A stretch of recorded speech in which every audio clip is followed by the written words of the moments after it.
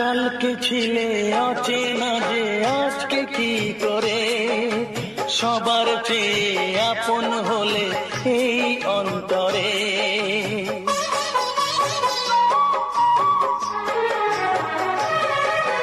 কালকে ছিলে অচেনা যে আজকে কি করে সবার চেয়ে আপন হলে এই অন্তরে।